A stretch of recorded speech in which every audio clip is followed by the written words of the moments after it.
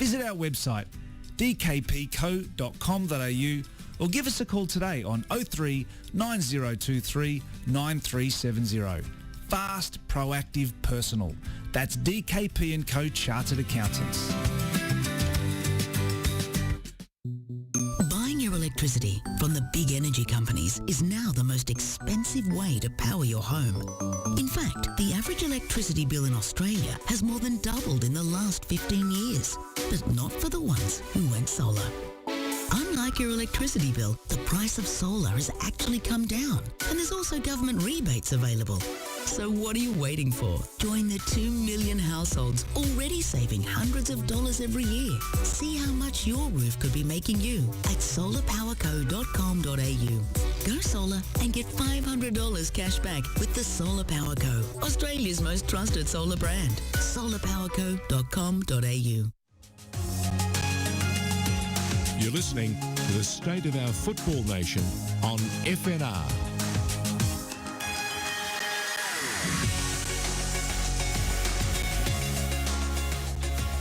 Time is ticking. Welcome, FNR. This is the State of the Football Nation. George Danikian along with Josh Parrish in the studio.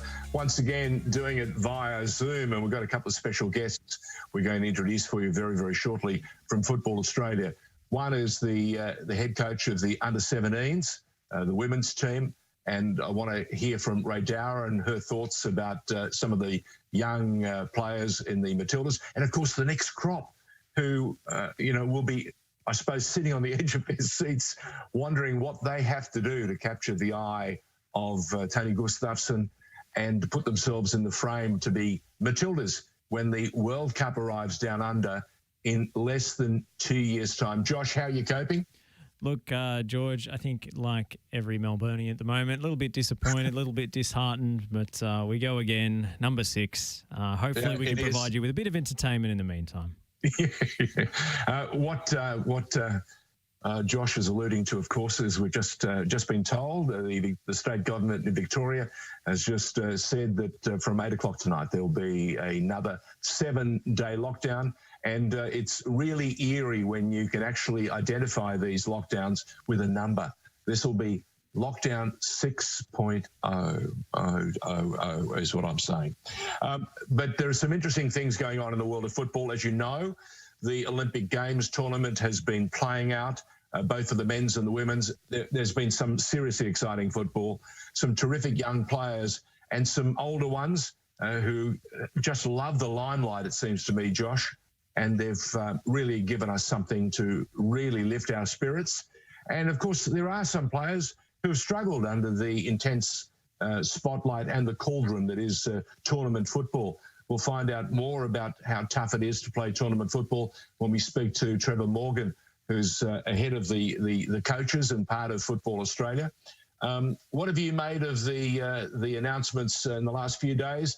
Brad Jones, former Liverpool keeper, coming down under to play for Perth Glory. Indeed.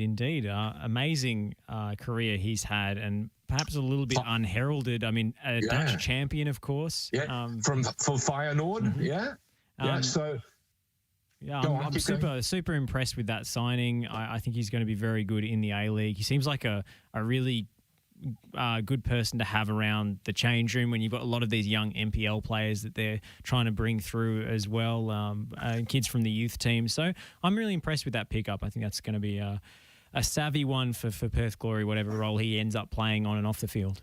And whatever club you support in the A-League, there have been a number of listings and signings, some new players, and of course young Matthew Leckie, playing for Melbourne City, and he's already been training in the City Blue.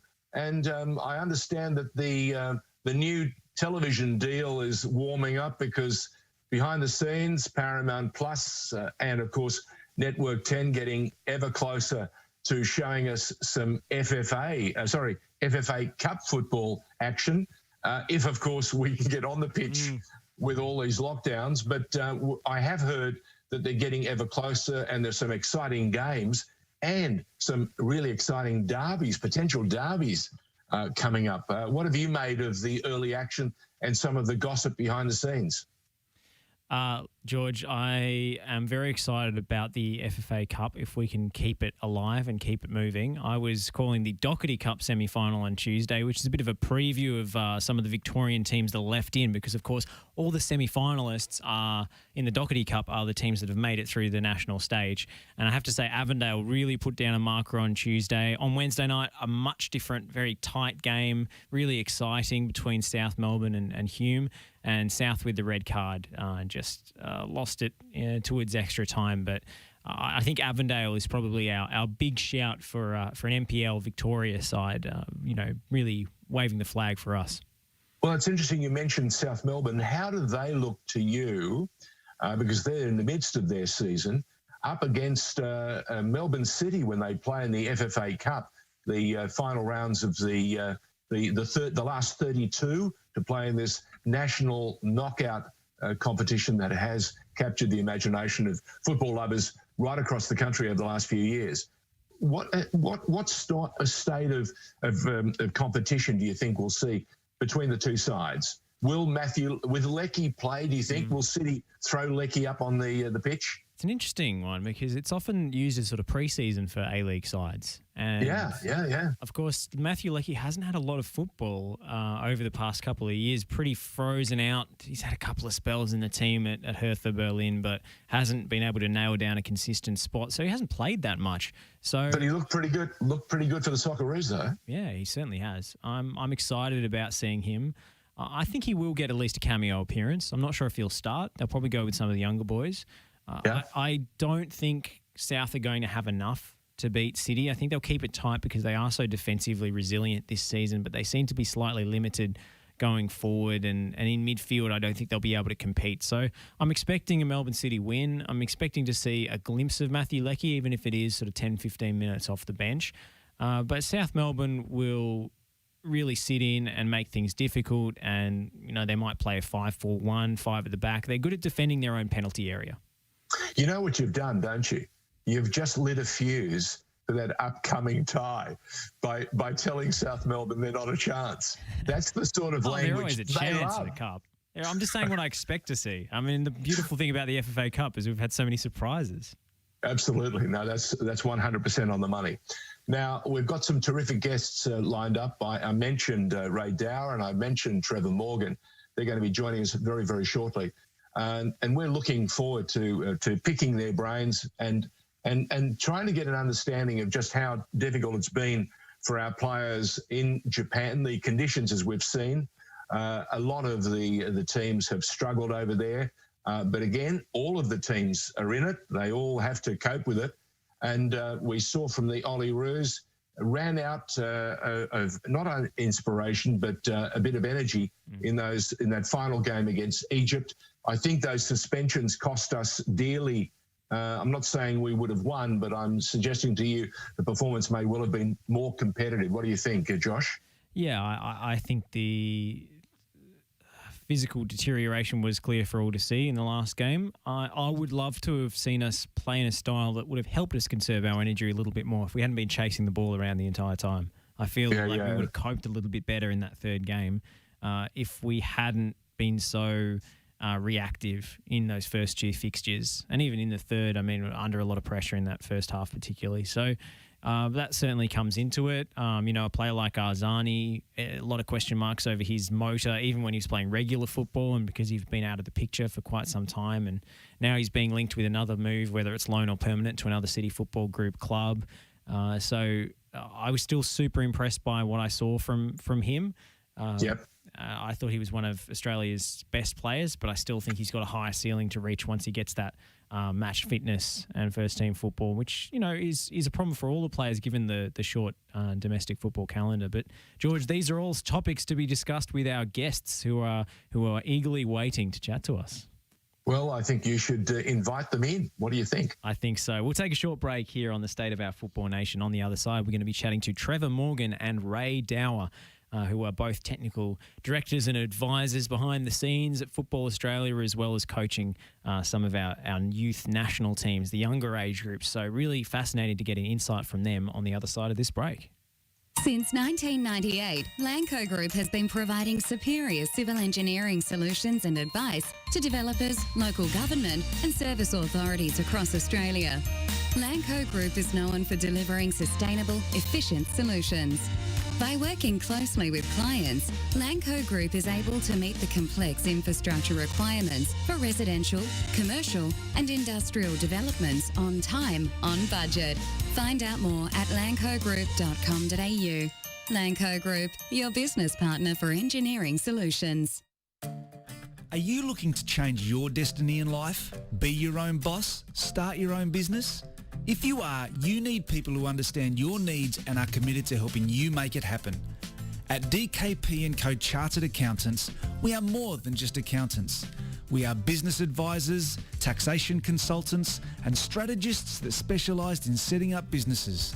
We understand the client and give them the very best customised advice and strategies to achieve their goals. Visit our website dkpco.com.au or give us a call today on 03 9023 9370. Fast, proactive, personal. That's DKP & Co Chartered Accountants. We're this great sporting nation who has yet to embrace fully the world's greatest game. And for so long I've tried to have the game accepted.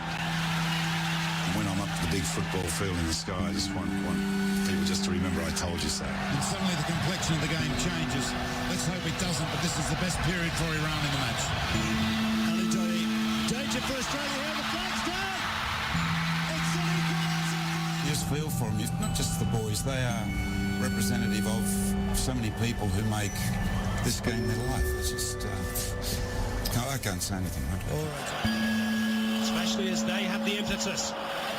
Aloisi, Cahill, Tim Cahill has done it again!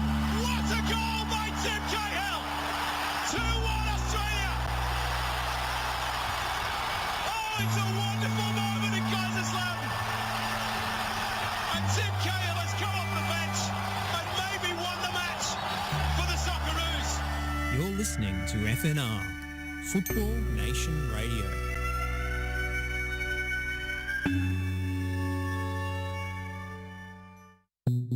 Buying your electricity from the big energy companies is now the most expensive way to power your home.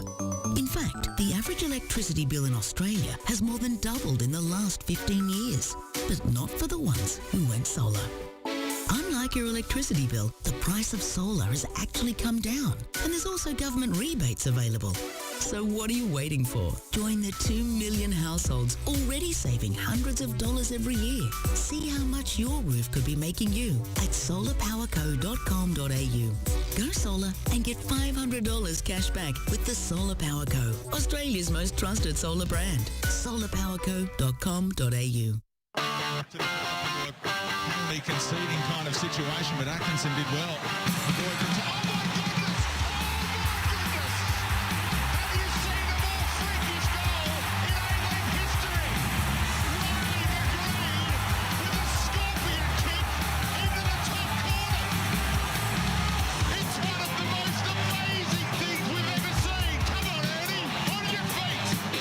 You're listening to FNR, Football Nation Radio.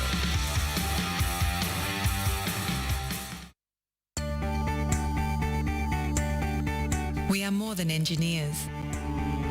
We are more than project managers. We are more than surveyors. We are more than infrastructure specialists. We are more than planners. So, who are we?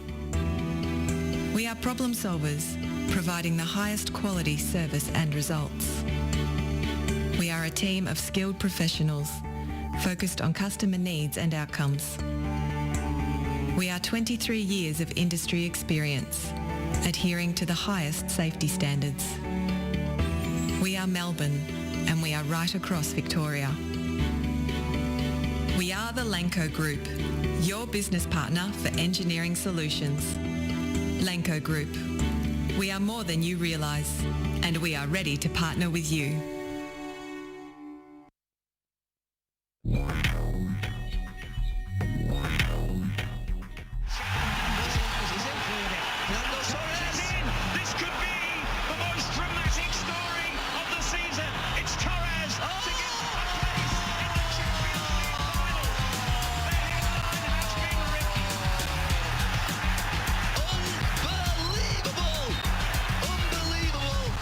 You're listening to FNR, Football Nation Radio. Are you looking to change your destiny in life? Be your own boss? Start your own business? If you are, you need people who understand your needs and are committed to helping you make it happen. At DKP & Co Chartered Accountants, we are more than just accountants. We are business advisors, taxation consultants, and strategists that specialise in setting up businesses. We understand the client and give them the very best customised advice and strategies to achieve their goals. Visit our website, dkpco.com.au, or give us a call today on 03 9023 9370. Fast, proactive, personal. That's DKP & Co Chartered Accountants.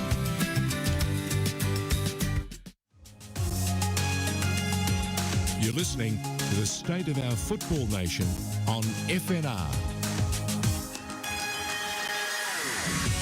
Yeah, we're back with another episode of State of Our Football Nation, and Josh Parrish and I, of course, very accustomed to doing this each Thursday afternoon between 5 and 6. But our two guests are basically a couple of newcomers. Well, newcomers to FNR, not newcomers to the code or the game.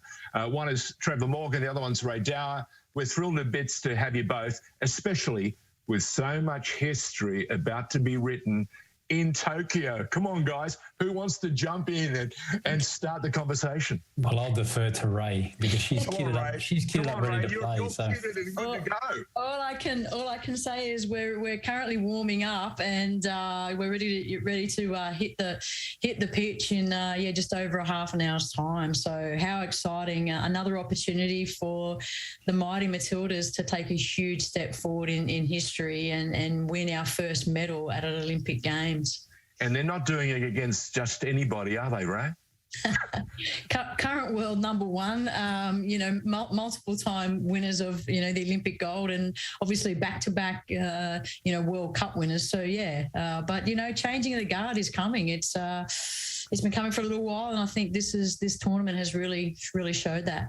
It's interesting you say that. And as the coach of the under-17, the young Matildas, I think it's super exciting because Josh and I want to hear about the next crop. Who's coming?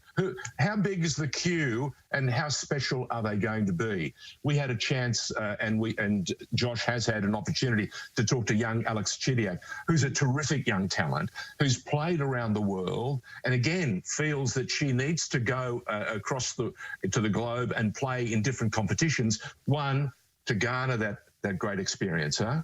So, and of course, we're hearing from Tony Gustafsson saying, okay, this is our time to write a new chapter.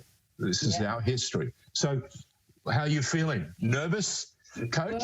Well, I'm excited. I'm really excited because I know how much work that the players and the staff, especially being away for so long now in this preparation and it's a very arduous schedule that they've had over there in really, really hot and humid conditions. And it's been kind of unforgiving that with having games back to back, in such a short time. Talk to us about the challenge, the physical challenge and the mental challenge of playing so many games, because we normally have a week before we play our next game. Yeah. That's the Australian cycle. Yeah. The European stars have played a little bit more, but it must be extraordinarily difficult, huh? Yeah, look, it is. I suppose, those players who've come through with, junior and the youth ranks, they kind of do that all the time at our Asian tournaments anyway. We're always kind of, a game and the next day's a rest day and then a game again. But, with a lot of players, playing in Europe in the squad currently, they're probably not used to, this kind of a back-to-back, but also with the conditions as well.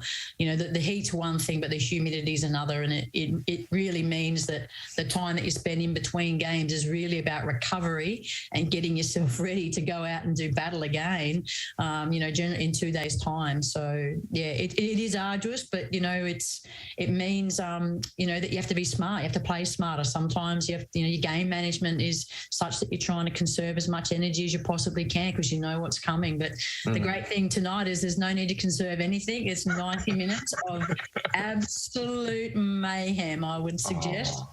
Leave it out there. Are they all going to leave it out there? Yeah, absolutely. There's no reason to leave anything in the tank tonight. So have we got any fresh legs to drop in? Yeah, look, I think we do. I think, Mary Fowler obviously has come on. She's had a bit of a taste of it. She's played. We've got a couple of players there in her and Kyra Cooney-Cross and that can come in and with young, fresh legs and a bit creative, a little bit dynamic. And, very disappointing, obviously, that Ellie will miss out on tonight's game. But then you bring in someone like Claire Polkinghorne, as her replacement. So it's not a bad replacement. Obviously, it means that they'll shuffle things a little bit differently at the back. And, Ellie's been a fantastic performer this entire tournament. I think she's really taken another huge step forward and she'd be very disappointed to be watching on from the sidelines tonight. You're both professionals in the game. What did you both make of the game against Sweden? Because we've had the social media world give us its opinion.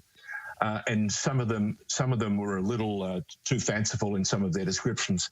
I want to hear from both of you. What did you think of our performance by the Matildas against the number one team in the world at the moment? And they've proven that by the way they've taken care of business with all the other teams they've taken on. Yeah, I guess I'll jump in there. George, I watched both games carefully. I also looked at the data that we collect as with our national teams, the way we slice and dice performances. And, of course, the scoreboard is the scoreboard. But in both matches, the Matildas were more than equal to Sweden, in fact, dominant in many areas. And I think that that's what Tony's chosen on purpose, is to try and play top teams. Then you go to an Olympic Games and you play them twice. And that was a point I was going to make before when you mentioned about the back-to-back performances. It's not only the fact that it's a 3-day turnaround, it's a turnaround against top teams. Yeah. So that you've got to maintain your level so high. And looking forward to Women's World Cup in a couple of years' time, these are the moments that really harden you and make you understand that you can do it. And I think the Aussie mentality loves to take on a big gun. So I actually think we were excellent. Of course, the games didn't go for us, and those come down to crucial moments, but they're things that we can continue to work for. What you can see is the Australian team can go toe-to-toe with the best, and that's really important. Ray, Tegan-Micah stepped up as the number one keeper, our new custodian, number one, taking over from Lydia Williams, who's been just a gun for such a long time. Terrific to see. Yeah, look, another proud Queenslander is Tegan, and just to see her, from the likes of when she was 12 and 13 to see where she is now is extraordinary. Really, another huge leap. And as Trev said, Tegan's another one of those younger players that's come on board, and they know now that they can go toe to toe with the world's best. And all but for a few instances the other night, we could have maybe got a little bit more out of it. On the balance of the game, Sweden, certainly deserved their victory, absolutely. But that would have hurt the girls as well, to concede that goal 30 seconds into the second half. All those coach killer moments, that we talk about, they were there. But Trevor, that was a coach killer. That was a horrible goal. I mean, if they'd tried to score that again on 10 tries, how many times do you think they would have converted? Yeah, it's not going to happen, but that's how football is, right, George? But if you actually look, I mean, the girls themselves will wind back 30 seconds, 60 seconds, etc., to see what they did before where they could prevent it. You always think that way because you can't manage a deflection. What you can do is you can work backwards from that and try and reduce the chances. And I'm sure that will be, that would have been part of the review. But that's also, sometimes you benefit from those moments as well. And those are the fine details when you win something big, which may even be a bronze medal tonight. It may come down to the finest of margins. And exactly right. And if you look and you see how well Sweden have played through this tournament, the fact that that was the way that we were broken down is also, whilst disappointing at the time, and I'm certain everyone will ask those what if kind of questions, later, as Trev mentioned. But the fact that we were solid and that they couldn't break us down like they had even in the earlier game, and like they certainly did against New Zealand and against the US previously. Josh Parrish is a referee when he's not on air. and when he's allowed to play, and when he's allowed to play, he kind of gets himself hurt. So, Josh, it's your opportunity now to ask Ray and Trevor the sorts of things that you've been dying to ask. All right, come on. I do want to know, what kind of work do people not factor into their assessment of the Matildas or the Olyroos? What's the work that goes on behind the scenes that nobody sees, that people like you are aware of, when we're actually getting a team to the Olympics to this point to even have a chance to compete for a medal? Yeah, it's a massive undertaking, Josh. The first thing I will say, we are well renowned for having fantastic sports science and medical staff, and there's no question about that. The actual level of the staff with both the Matildas and with the Olyroos and often with all of our junior national teams, etc. Those people are dedicated. They work round the clock to make players available, to make sure the players are available, because every time they're available and close to 100%, then always training's better, the performance is better. So that's one. I think scouting is huge, the amount of time you put into knowing as much as you can about the opponent, and then trying to simplify that and make sure that for the players there's a clear game plan and it's based around our strengths. So there's a lot of preparation that goes into that, and then it's the small details. It's making sure that everything's right, the timing of things, the meals, the sleep, the travel. You try to minimise any interruption to the players having a really smooth flow into the game. Yeah, and just in addition to that, the coaches and the actual technical staff and the sports science and the medical stuff, but you've also got the operational phase as well. So you've got the team manager and the logistics, and young Jen Wilmot, took up a very big step into this after the wonderful performance for the last decade, really, from Vito Basili, who retired out of as the Matildas manager, and Jen Wilmot's taken that on there. And just the amount of, logistical, especially in COVID too, the COVID bubble and the requirements and the logistical legal requirements of that is people just have absolutely no. We talk about lockdown. You're in full bubble, complete lockdown there, and it's a huge undertaking, as Trevor said. So with that in mind, Trevor and Ray, a hindrance or a help with this tournament and with the possibility of the next tournament, the World Cup, in a couple of years' time? Is this period, this patch, this period in time, has it been a time where we've had the players a little bit longer and been able to embed them a bit more with what we need to give them to prepare them to take on the very best in the world and give us their best work? I think without a doubt that Tony and Mel and Marty and all the support staff would have really relished a really long time in camp. They've been away for a very long time now, and being in that tournament sort of phase. So yeah, there's been obviously opportunities to stage the delivery of information and how they want players to understand certain concepts about how we want to play, and now is going to be the opportunity tonight to bring that to a head for this tournament. But looking beyond, that's exciting to see that the countdown is on, less than 2 years now, and we get a chance to do it in our own backyards, and yeah, how exciting for the whole country. 20 minutes to history, guys. 20 minutes away from Australia taking on the United States in quite possibly the biggest game of women's football. And Josh and I have talked about this. We at FNR believe that there is a distinct possibility that the Matildas could well lead the charge and reset the code down under. The World Cup is coming. The Women's World Cup is coming. We're going to share it with New Zealand. We've got a new television deal. There is going to be more football in one place, one home. And suddenly I'm seeing a crop of youngsters. You and I touched on this, Ray, earlier. And Trevor, we talked about some young guns that are arriving at City. Look, it's a very, very exciting. And you're right.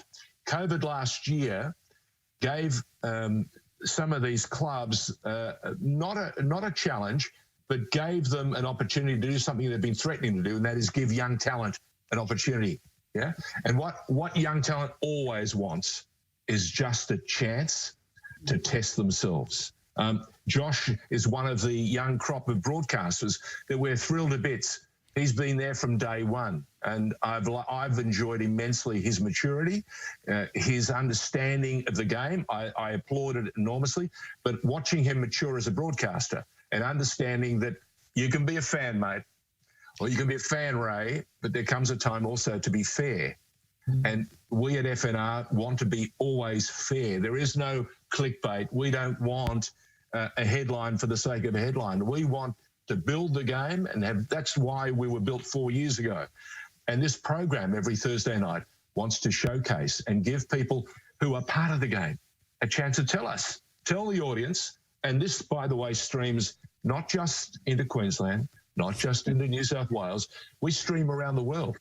So well, George, to narrow the focus a little bit and get it off me for a second, talking of a showcase, just how big a showcase, Trevor, is the Olympics for our young, under 23s that are going there? I mean, maybe less than the old days of, European clubs not scouting so far and wide. They seem to know a bit more about the international landscape now and have more tools at their disposal to pick players up. So maybe the Olympics are less of a surprise. Is it still the proverbial shop window for these players to perform and get noticed? I think every time you pull on the national team colours, but obviously we're getting closer. If you're talking about the boys, you're talking about under 23, so it's just one short of the Socceroos, and it's a chance to validate what they see when they look at club performances. They think, this player we like at club football, we see them in the national team, we know it's another level.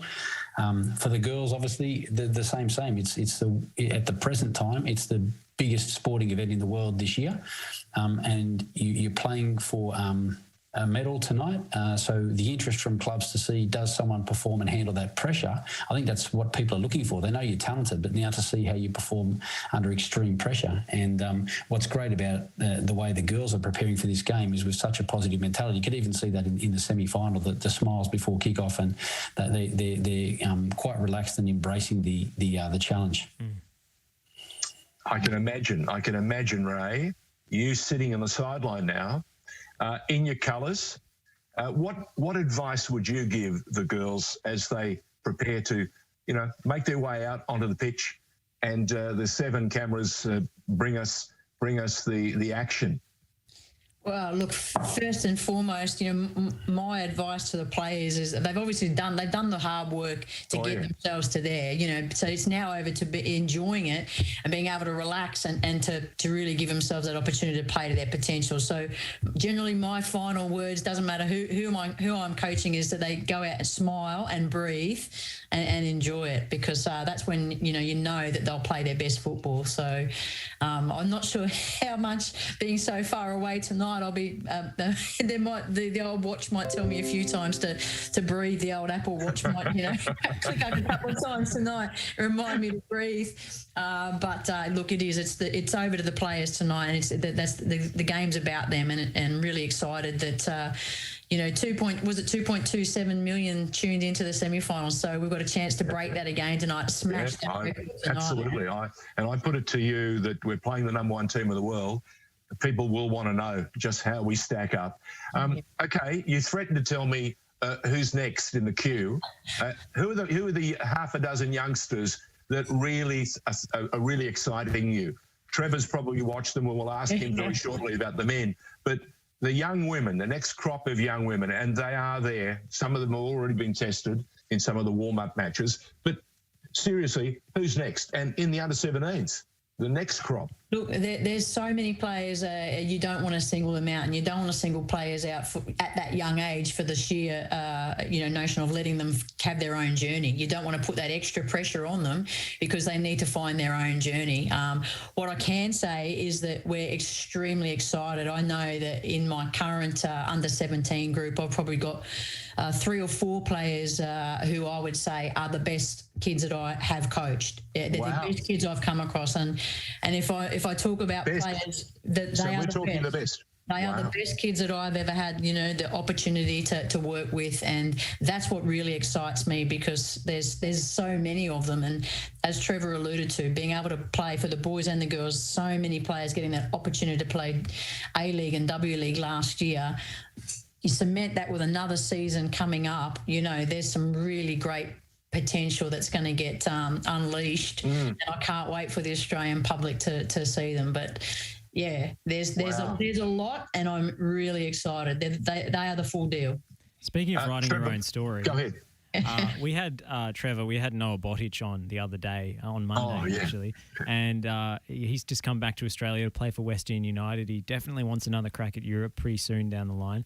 But we asked him in a fairly lighthearted fashion, we must say, about the next Viduka tag that he's been kind of ladled with. You know, tall technical striker with IC on the end of his name. I guess it's inevitable. But he said, you know, first expressing a lot of respect and admiration for what Mark Viduka achieved, but he said, you know, I just want to write my own story. I just want to do my own thing, and then maybe one day someone will be, you know, called the next Noah Botic, which I just thought was fantastic. And what an attitude. I mean, he's obviously burst onto the scene in your Joey's squad. Are there other young talents on his level that we can look forward to? Yeah, I think, of course. I think so. Yeah, Noah's a fantastic kid, and all of his humour is very much wrapped in humility. He's a smart player. He's got very good positioning. He's very coachable, and I'm looking forward to seeing what he can do. And can he break into the first team and play regular minutes this year? I think that'd be vital for him. That's what Mark Viduka did, right? He was outstanding as a young player in the top league. But there's plenty coming through. I mean, we took a 15-year-old to the World Cup in Josh Rawlins, who's already played Champions League and played quite a bit for Perth. And then we had under-17 qualifiers cancelled this year, and you would have had Archie Goodwin at Newcastle and Mohamed Toure and Josh Rawlins all in that team. So there's kids that are just turning 17 this year. They're already playing A-League. So there's a couple of names for you that have already started to establish themselves. There's plenty more coming. We've got Tom Glover in goal, but there are 3 or 4 youngsters in Adelaide, in a number of the other clubs. And Sydney I noticed FC that James got a good young goalkeeper there. And I noticed that Jamie Young has just hung up the gloves. So that means more opportunity for our youngsters. And I think we've always had a history, Ray, and tell me if I'm wrong, we've always had a history of presenting a great number of custodians. In the old NSL days, half a dozen of our NSL keepers went overseas and played and performed admirably. And I think we've got it's always part of the DNA, whether it's the fitness, whether they're, you know, we make them a particular size and with all the bravado that they need. But we have a crop of youngsters who threaten to challenge Tom and a bunch of others if they want the number 1 gig. Yeah, I see Jamie Young hung up the gloves, but I think he just signed it, didn't he, for Western United? United just picked him up, George. He's not done yet. What? Yeah, no. he hung up. Don't surprise me. Brisbane. He's gone back to Melbourne. So there you go. Oh, so he hung up the gloves from the job in Brisbane. Yeah, he's just re-signed yesterday. I should have read the fine print.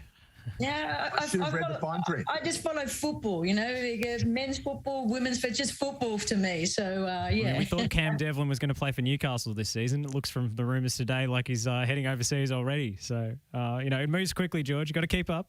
Thank you very much. And speaking of keeping up, the FFA Cup, if it ever gets off, this final round of 32, again, an opportunity to see young talent in the lower tiers challenge themselves against some of the better players. Exciting, Trevor? Yeah, definitely. Actually, something we're doing at the moment, and this is probably a good thing to follow up on in future, is about the performance gap reports that were released last year. They very much mirrored some of the comments made by the PFA reports, but basically we did an investigation into the number of match minutes that our young players play in Australia, and we've started tracking those right through the A-League and W-League seasons, and we've actually got a data analyst now digging into NPL men's first grade and being able to pull out players that haven't surfaced at A-League clubs but are playing big match minutes in various age groups around the country. And the more data we can collect, we can dig further and further into the women's NPL and then into the next division, etc. So we can try and unearth talents that are establishing themselves in smaller centres, in lower leagues. And that's pretty much what happens around the world, right? You start to star in a certain league, you move up, and we're really digging and looking for that. So that's an exciting thing for us for the future. And speaking of moving up, the tournament is now going to be mainstream TV weekends. So Showtime. Yeah. More pressure, more expectation. Yeah, but great opportunity for clubs to showcase themselves against the A-League clubs, and good time to get in clean air where people can really see it. And we want to make that a feature of the league. You've seen the things we've done with the domestic match calendar to try and unify and organise things so that we allow different competitions to be highlighted at different times, George. It's really important that there's not so many clashes with what we do. Josh is doing cartwheels. I know it doesn't look like he's doing cartwheels, but when he heard the news about the calendar, he went, hallelujah.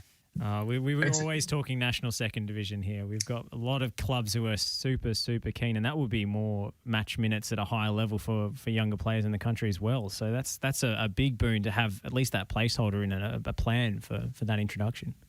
Yeah, so we're very serious about it too. I mean, there's a working group who've done a tremendous job with us from member-fed staff, helping guide things around the domestic match calendar, but also really, as part of a consultation process, giving us their deep thoughts and their considerations about how we can make this happen. So the placeholder's been put there, but we're very serious about filling that placeholder. It's not about just sticking it on the poster.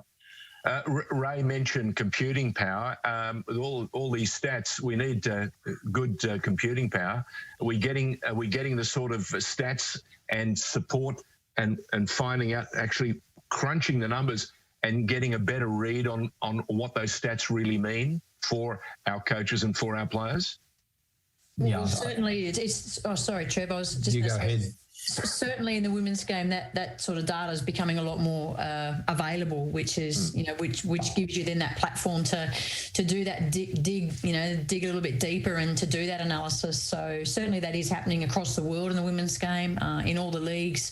A number of platforms obviously now where you can get that information now. So it's we might have been a little bit slow to the party for some of that, but I'm pretty sure that's going to really catch up in the very near future. And it just means for Trevor and myself, us older ones, with looking at the computers so much, the poor old eyesight starts to go a little bit quicker than maybe it did a decade ago. Well, 10 Play, Paramount Plus, and the 10 Network have promised to give us access to those games, not on a computer, but actually on the TV. Is that going to be something that you look forward to, Trevor? It's massive. It's massive for the game, right? It's available in multiple ways. I think we have to be honest that the modern consumer, some love to watch it on TV with their family, some like to watch it on a device, some like to get mini matches. Correct. I think the more that it's available, because we want people to watch our football, not just European football. We want people to, particularly our national teams, because it's a huge moment of pride for everybody, but also the A-League and W League and right through to things like the FFA Cup, where people can see maybe the underdog take on the big gun and see their friends, see a local talent, see a young kid shine, and having that on television, free to air, how amazing that is.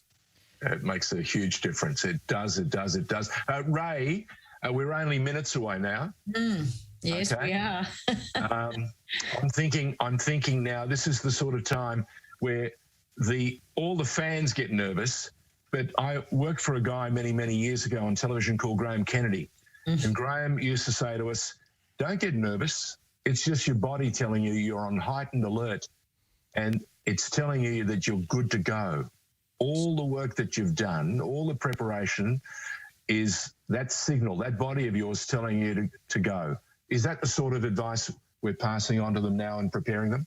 Absolutely. You've almost taken some of my pre-game discussion there with players. But look, it is. Nerves are great.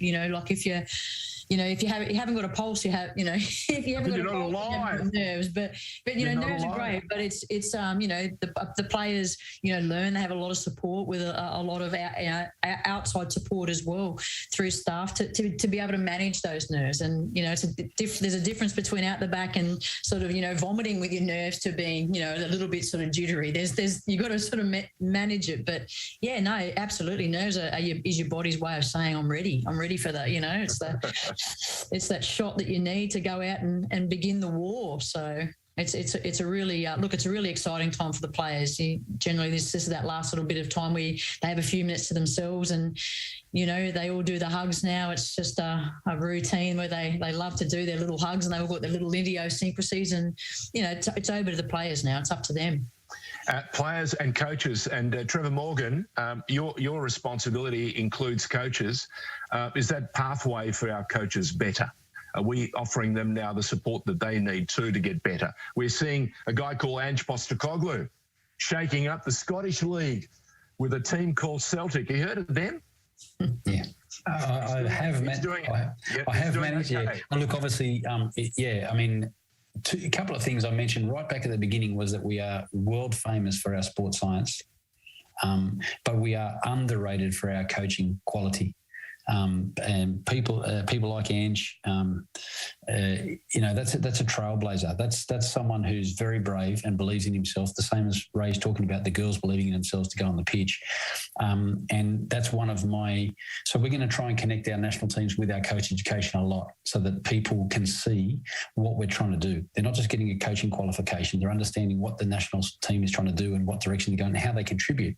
When it comes to the top level licenses, the pro license, we're talking about people that we want to get to a level where they're respected anywhere around the world for not only their ability to coach, but their quality to do the work at the highest standard and deal with the pressure. And I believe we have a bit like the golden generation, some of those are coming through in the coaching ranks, and they're brave and they're smart and they're very well organised. So watch this space. I think there'll be more that follow Ange in that trajectory.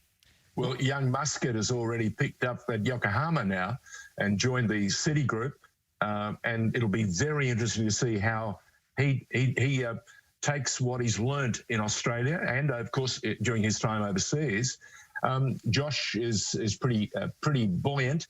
He thinks there'll be some, mind you, he's an old Melbourne Victory man, so he has a slight leaning and bias built in there. But it's very exciting. It seriously is. I've watched 3 interviews in a row this week alone, and it's because we have a coach now at Celtic. So suddenly all those platforms that never talked Australian, they're going to have to learn a few Australianisms. What do you think, Trevor? Yeah, look, I agree. And if you look at some of the ones where there was some criticism on Ange when things didn't work out with it, and, Awa Mabil scores the goal that stops them progressing this year, but he's brave enough to straight away say, maybe I didn't convince the people on the board enough how much we need to bring in some new players. I had a chat with Ange a couple of weeks ago to hear how the first bit of training's going, and obviously, he knows at the initial stages, and he's doing the usual Ange thing. He's going to be patient, work his magic, not expect it to happen straight away, but keep pushing away at it until the players really see that if I do this, it's very hard to lose, and it's so enjoyable to play that way, winning that way. And I know that Ange has got a tough job because it's a very cutthroat part of the world he's in, but I think at this stage of his career, if he's not ready for it now, then when's he ever going to be? Yeah, 100%. He's ready. There's no two way. Just as he's picked up Joe Hart from Spurs to come in as a senior keeper, he's a 36-year-old, but he's been there, done that, played for England, and even by having him there, chance on 2 levels. One, to give Hart a chance to, if he wants it, to test himself, because keepers can go till 40 to 45, if they stay healthy. But a chance to get that smart older custodian to give the youngsters a bit more of a challenge and a bit more perspective when it comes to those hot pressure games. Stay cool, Yeah, number one custodian has got to be the anchor.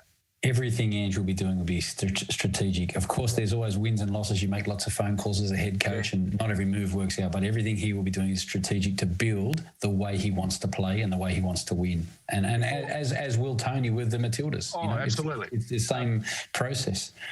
Before we go, I've got to ask you about young Deng. I thought he carried himself really well for the Olyroos and playing at the back, especially when he had Nathaniel as his release valve. He looked terrific, didn't he? Look, I think that's the thing we have to remember from this tournament, from the boys particularly. The performance against Argentina was outstanding. There were lots of other great moments in other matches, even though the matches didn't work out for us. And I think what we have to talk about is about the progression of young players. The tournament is now done. The result is a result. But the experience and the little moments where you remember what a young player did, then we look forward to the next chance we see them in the green and gold. That's it. It's fantastic stuff. Ray, last thoughts before we wrap this up and get you back in front of the TV, because we've got a game to watch. I will. I'll just get just enough time to, go to the loo and set myself up, but which is generally just like match day, isn't it? As you're walking out. Hey, it is. This is a huge match day. I mean, you've even got Josh excited now. Look, I'm just so excited for the girls. I'm very proud, actually. I'm so proud, of our country and of this team and everything. And I'm so proud that the rest of the country gets to see, what all the fuss has been about, for all these years. Us dyed in the wool football supporters. So I'm just really proud of regardless of the performance tonight. But obviously, I'm hoping that. Not hoping. I'm sure that we can, if we play to our potential, we can get the job done and take home a medal tonight. Trevor, last thoughts? Go Matildas. Short and sweet. I like it. Oh, he's good. He's learning this caper, this media caper. Yeah. Got it sorted. Trevor Morgan from Football Australia and young Ray Dower. I commend you and wish you guys a fantastic journey. Another chapter to be written. Let's hope it starts tonight with a great score, and more importantly, a medal. That would be very, very special. But as you said, Ray, even if they don't get the medal, they will have done us proud. Yeah. Thank you very much for joining us. All the best. Cheers. Thank you so much. Enjoy the game. And we George, will. we better sign off because no one's going to listen to us anymore. The match is started. Right. Bye. Bye, everyone. Bye. You're listening to the State of Our Football Nation on FNR.